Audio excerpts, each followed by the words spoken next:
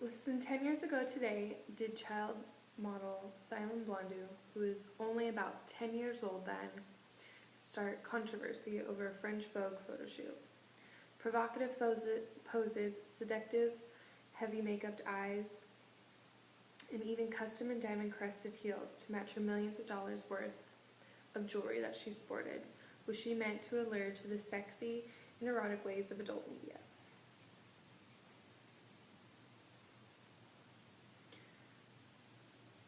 Already been modeling 6 years prior, yes, when she was just 4 years old, was the model making headlines, but this particular unfavorable photo shoot was especially scrutinized by some like Helen Goodman, a British politician whom Daily Mail UK quoted her saying, "The sexualization of children is one of the most pernicious ills of our era. They should not have done this." And many more were in agreement with Helen, like former British Prime Minister David Cameron and the Mothers Union, to name a few. The direct definition of sexualize, retrieved from Merriam-Webster Dictionary, is to make sexual or endow with sexual character or cast. So now if we think about the issue at hand, the sexualization of young girls in media, it is clear that it is incredibly wrong and disturbing, with consequences that need awareness and a rational solution to the problem. Hello, my name is Madison, and after extensive research on the sexualization of girls in media, I have concluded that there are a handful of damaging ramifications that these girls envelop and are subjected to when sexualized in media. The main problem that comes with the sexualization of girls in media is that it creates an identity of what women are and restricts us from being anything other than a Barbie doll. A trend that started all the way back in 1881 was the first child beauty pageant. As reported by Hilary Levy Friedman, a sociologist from Brown University, the pageant celebrated young girls, honoring their girlish innocence, ironically, innocence being the exact thing that would soon be stripped from them. Fast forward to today, in 2009, Toddlers and Tiaras was created. This particular television show sported girls and babies as young as newborns being put into dresses and competed to see who was the prettiest.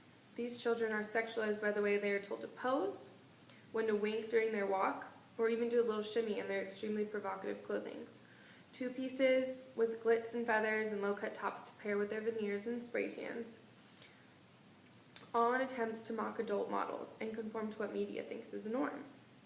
This solidifies that we are ever-changing Barbie dolls, and even more so in young girls who are thrown into it so young, that into this sexualized environment, allowing them to believe that this is their path in life, who they are supposed to be.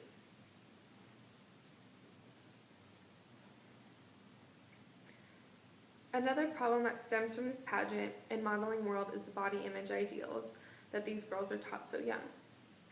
Girls like these Toddlers and Tiaras and Thailand Blondu are subjected to remaining in the world where their only purpose is to sit there and look pretty. It is important to note that this creates a shallow depiction of what these girls are to achieve as they go through life. It teaches them to believe not only mature and sexualized mindsets, like having a perfect body, making sure they're constantly put together, and being someone that they are not, but also that a woman in the modeling industry cannot have any other ambitions, which then trickles down to any girl who notices this media post.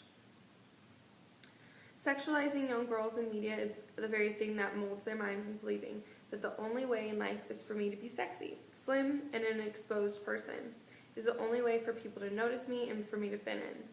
This in turn makes girls obsessed with sex appeal and constantly being worried about upholding their image so young. It seems like these days all girls think about mimicking is sex appeal and whether or not their post looks good on Instagram, when really the only thing that should be associated with these young girls is how big their brains are and whether or not they're doing well in school, to strive for other ambitions. The wonderful thing about any form of culture, media culture in this case, is that it's ever evolutionizing. There's plenty of room for change, especially in the issue of sexualization of young girls, but the small voices of girls who can't speak for themselves are currently being spoken for. Khloe Kardashian and co-founder Emma Green launched a hugely successful denim line in 2016, Good American. And this breaks any norm of how a woman's body should be. Not telling girls what the new norm is, but demonstrating to young girls that all body types are accepted, loved, and embraced. Green spoke on her thoughts of what it meant to be a woman today, saying, "We believe everybody deserves to be shown off. Fashion should be made to fit women, not the other way around. Body ideals have really shifted in the last few years." And lastly, Anna Schilling-Law, founder of Milk Management, focusing on managing women, commented on the brand saying, "I think this is a really exciting time in the industry, as beauty ideals are more diverse than ever."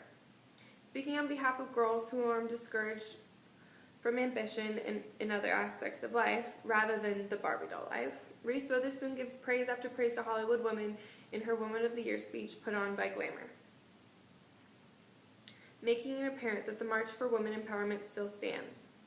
It is really important in creating a solution to the problem of sexualization of young girls in media, because having these celebrity platforms ensures getting a voice out there.